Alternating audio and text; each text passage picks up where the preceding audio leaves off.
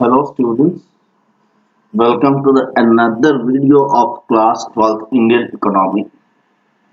आज हम जैसे चैप्टर 3 कर रहे हैं और चैप्टर 3 में ऑलरेडी 2 पार्ट अपलोड हो चुके हैं। ये हमारा नेक्स्ट पार्ट है। तो आई होप आप ये जो प्रीवियस वीडियोस है वो अच्छे से देख रहे हैं, नहीं तो आपको ये भी समझ में नहीं आएगी। तो आप प्रीवियस वीडियोस को अच्छे से पहले देख लीजिए, देन इस वीडियो में आइए।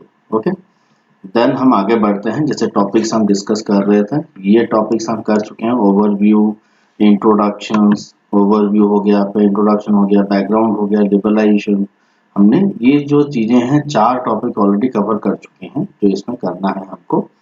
आज जो topic we are going to start that is privatisation, right. जो हमारी न्यू इकोनॉमिक पॉलिसी अडॉप्ट की गई उसमें लिबरलाइजेशन, प्राइवेटाइजेशन एंड ग्लोबलाइजेशन है। लिबरलाइजेशन ऑलरेडी हम कर चुके हैं, आज जो हम करने जा रहे हैं वो है प्राइवेटाइजेशन। चलिए आगे बढ़ते हैं। ये सब तो आपने कर ही लिया होगा, तो प्रीवियस वीडियोस देख लीजिए तो आपको समझ में आ जाएगी। तो आज हम शुरू करने जा रहे हैं प्राइवेटाइजेशन। तो एग्जैक्टली जो हमारी न्यू इकोनॉमिक पॉलिसी अडॉप्ट हुई थी 1991 में, जो बनाया गया था, मैंने ऑलरेडी आपको बोला था उस समय हमारे जो प्रधानमंत्री थे वो थे पीवी नरसिम्हा राव जी, और जो उस समय के हमारे अर्थ मंत्री थे, finance minister, he was doctor Manmohan Singh. And उन्हीं लोगों ने ये न्यू इकोनॉमिक पॉलिसी लाया था। लिबरलाइजेशन हमने वेरियस सेक्टर में कैसे कैसे हुआ वो हमने प्रीवियस वीडियो में डिस्कस किया। आज हम प्राइवेटाइजेशन में देखते हैं। प्राइवेटाइजेशन का मतलब ही क्या है? प्राइवेट तो आप सभी को पता होगा। प्राइवेटाइजेशन मतलब किसी भी चीज पब्लिक के अंडर हो जिसको हम प्राइवेटाइजेशन या प्राइवेट को दे रहे हैं, या प्राइवेट कोई एंटरप्रेन्योर सिंगल उसको संभाले। हमारा कंट्री जो है, जो हमने अडॉप्ट किया है, वो आप लोगों को अच्छे से पता होगा कि जो इकोनॉमी है 3 टाइप की है। एक हो गया आपका socialist, capitalist and mixed economy.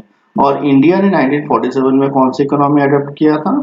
वो है मिक्स्ड इकोनॉमी, जिसमें कि public sector, private sector together काम करते हैं एक कंट्री में टुगेदर। और पब्लिक सेक्टर का काम क्या है? लोगों के वेलफेयर के बारे में सोचना, सोसाइटी के वेलफेयर के बारे में। और प्राइवेटाइजेशन हम सभी को पता है, गुड्स जो मार्केट में बिकेगी उसी को ही वो बनाएंगे, राइट। वो प्रॉफिट मैक्सिमाइजेशन के ऊपर काम करता है।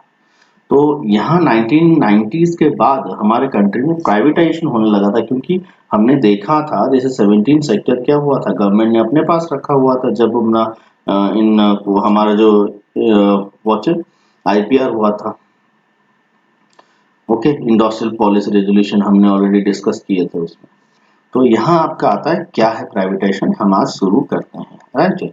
तो थोड़ा कॉन्सेंट्रेटली सुनिएगा, बहुत इंपॉर्टेंट है।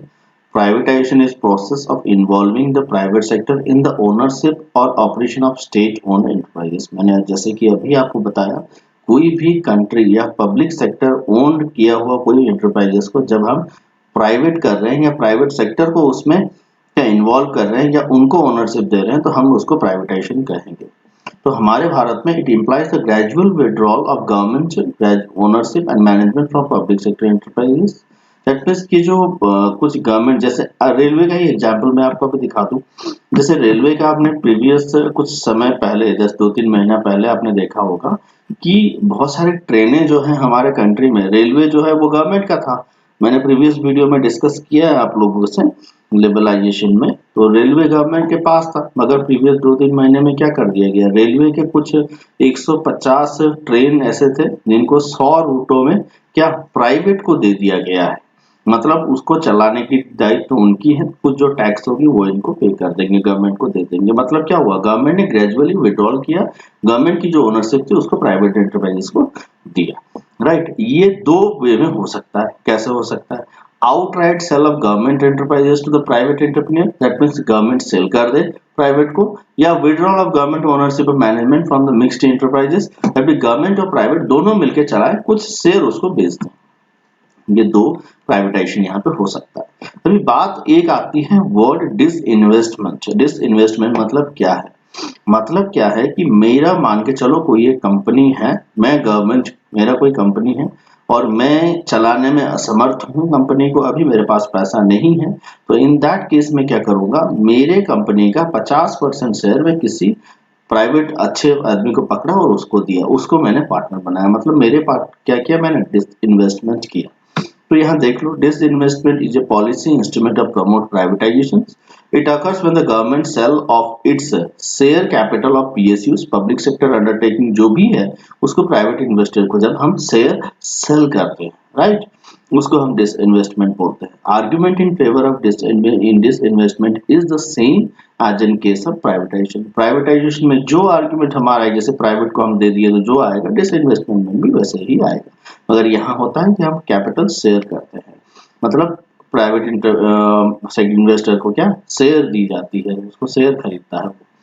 It is taken as a remedial measures to improve the production and managerial efficiency as well as the facilitate modernisation को फैसिलिटेट। जैसे गवर्नमेंट के पास इतना पैसा नहीं है कि वो क्या इन्वेस्ट कर पाए कोई कंपनी में।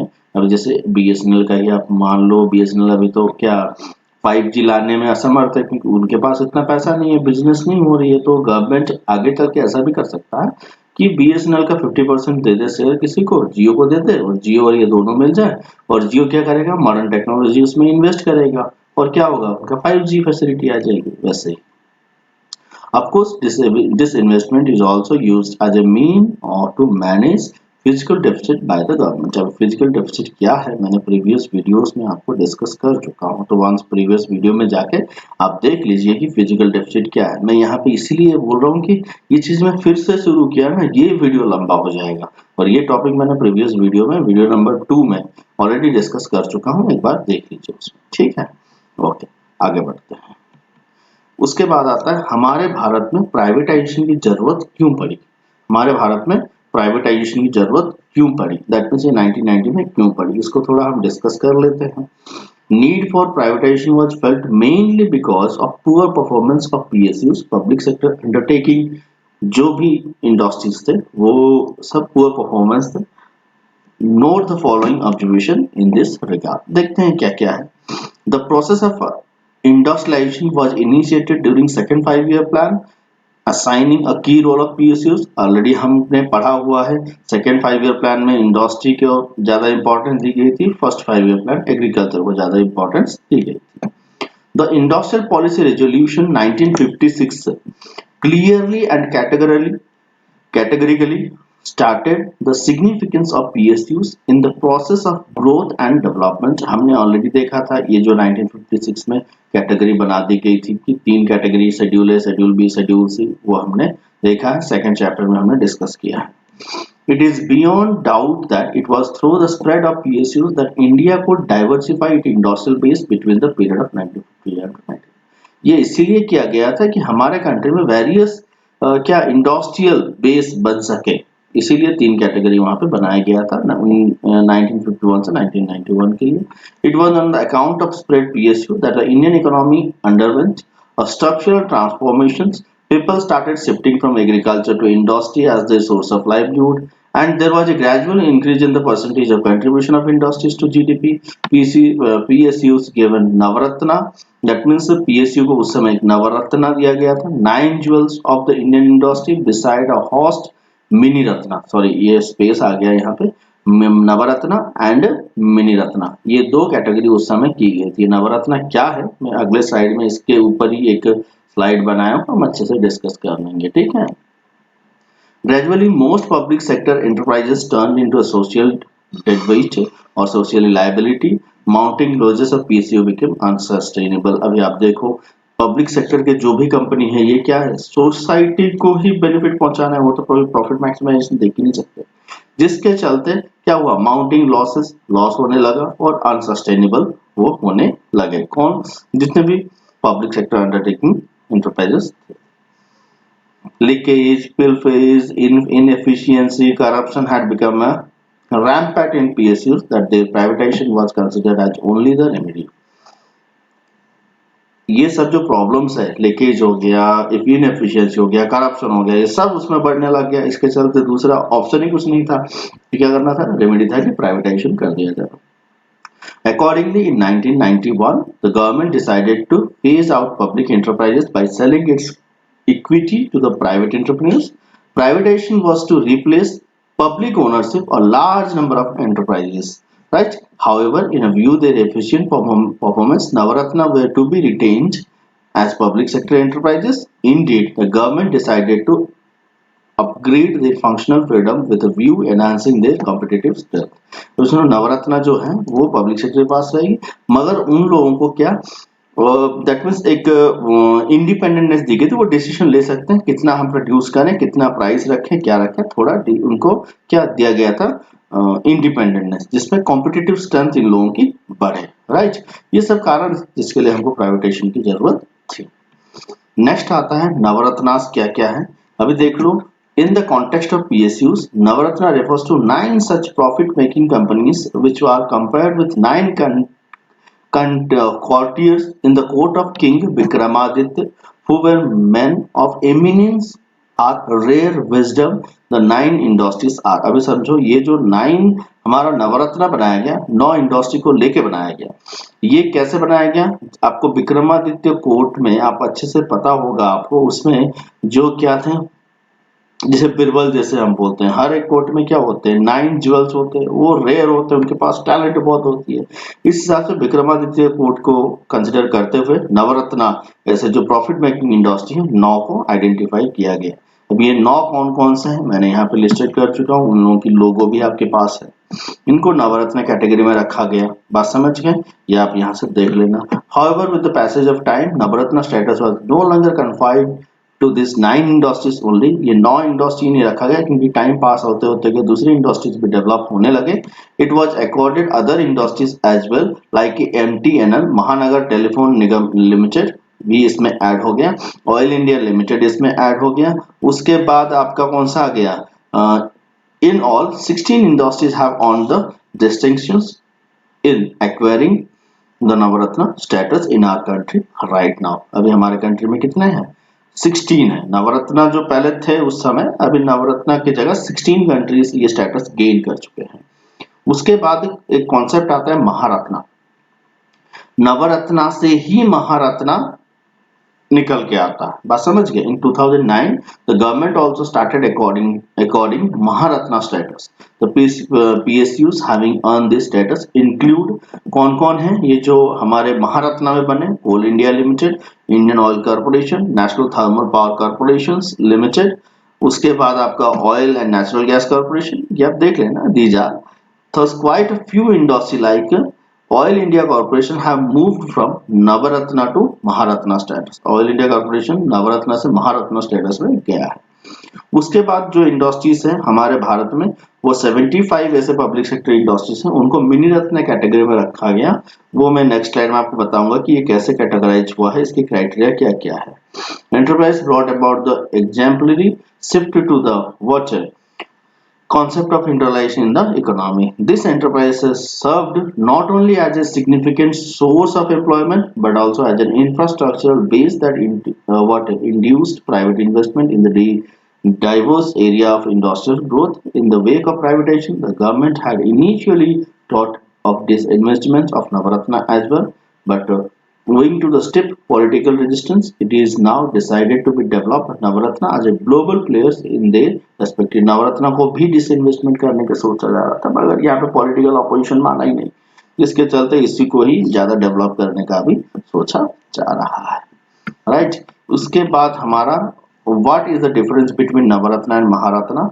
आई होप आप थोड़ा इसको देख लेना, criteria of Navratna, criteria of Maharatna. ये नवरत्ना महारत्ना में किया है, मिनी रत्ना में आपको पता ही है 72 ऐसे PSUs हैं, राइट। इसको एक बार आपको पढ़ना पड़ेगा, पढ़ के आप समझ लोगे नवरत्ना क्या है, महारत्ना मैंने बताया। कोई डाउट होगा तो आप मुझे बताइएगा, ठीक है।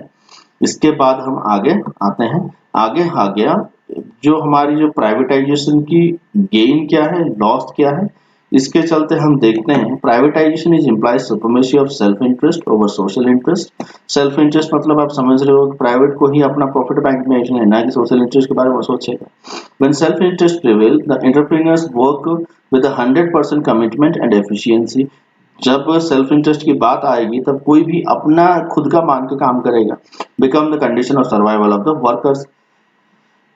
High productivity is obvious result. High product बनाना है, ज्यादा प्रोडक्टिविटी देना है, right. Privatization expects private enterprises to work in a competitive environment, both domestic as well as international. Competitions induced upgradations and modernizations. There are the essential condition of growth and development. ये जैसे आप मान के चलो कोई industry होता है, government public sector में होता है, उसको कोई मॉडर्न चीजें लाना है तो यहाँ पार्लियामेंट बैठता, लॉ बनता, लाते, टाइम हो जाता। ये प्राइवेट में होता तो प्राइवेट किसी को पूछना ना, जरूर कुछ पूछना है ना कुछ करना है, इमीडिएट लाओ, इमीडिएट इम्प्लीमेंट करो। जो क्या कस्टमर्स को एक क्या बोलते हैं, कस्टमर को एक ऑप्शन मिल जाता है, कस्टमर के पास बहुत सारे ऑप्शंस अवेलेबल रहते हैं। Privatization promote diversification of productions. Unlike PSUs, private enterprises invariably generated high profit. These are used to expansions. That means obvious gain क्या क्या है और impact of losses, imperative losses क्या इसमें होगी, ये एक बार आप देख लीजिएगा, नोट कर लीजिएगा। इसमें एक सिरिसिला ट्रेजेडी में बता दूं, आंध्र प्रदेश में एक जगह है सिरिसिला, जहां पे क्या हुआ कि लोग पावर लूम में काम करते थे, पावर लूम थी। ये जो इलेक्ट्रिसिटी को प्राइवेट को देने के चलते वहां पे इलेक्ट्रिसिटी में प्रॉब्लम आने लग गई। दैट मीन्स पैसा बढ़ गया और वहां पे वो काम करने में असमर्थ रहा। जो भी वो पावर लूम क्या ओनर था, वो पावर कट के वजह से वहां पे क्या वेजेस भी कट होने लगे। किनकी, जो भी वेवर्स थे वहां पे काम करते थे उनका वेजेस कट हुआ, सैलरी नहीं मिली। इसके चलते वहां पे 50 लोग, 50 ऐसे वर्कर्स थे जिनने सुइसाइड कमिटेड कर दिया। एक ही दिन में वो सुइसाइड हो गए। मतलब प्राइवेटाइजेशन होने के चलते ये कारण हुआ, जिसको हम सिरिसिला ट्रेजेडी बोलते हैं। आंध्र प्रदेश में हुआ था, जहाँ एक ही दिन में 50 पावर लूम के वर्कर्स थे जिनने सुइसाइड कमिटेड कर दिया था, क्योंकि ये पावर लूम में इलेक्ट्रिसिटी के पावर कट की वजह से इनकी वेजेस में प्रॉब्लम आने लगी। जो लॉन्ग रन होने लगा तब ये प्रॉब्लम आया। तो ये हम प्राइवेटाइजेशन की लॉसेस के बारे में बोल सकते हैं। प्राइवेटाइजेशन हुआ तो ऐसा हुआ, नहीं होता तो ऐसा नहीं होता, क्योंकि गवर्नमेंट हर वक्त लोगों के भला के लिए सोचेगी। तो इसके साथ प्राइवेटाइजेशन यहाँ पे वाइंड अप होता है। आप लोगों को कोई भी डाउट है तो आप मुझे पिंग कर सकते हैं। Thank you very much for watching.